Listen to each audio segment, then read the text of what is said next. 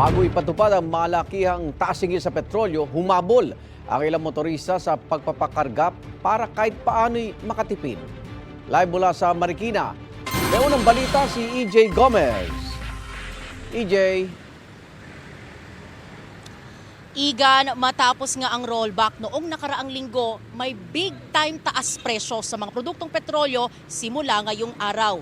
Ang mga motorista at namamasada umaaray sa matatapyas sa kanilang budget at kita. Bago umuwi sa buong araw na biyahe ang taxi driver na si Richard, dumaan muna siya sa gas station.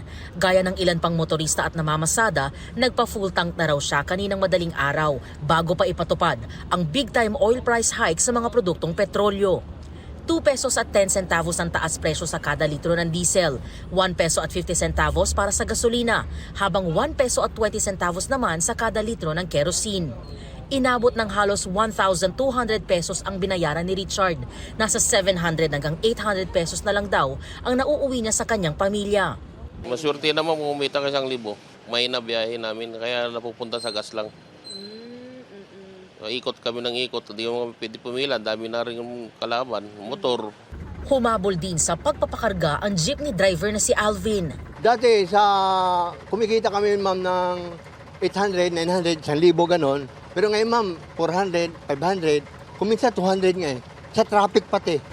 Ayon sa Oil Industry Management Bureau ng Department of Energy, ilan sa mga nakaapekto sa oil price hike ngayong linggo ay ang interest rate cut at ang epekto ng bagyo sa Amerika sa kanilang supply.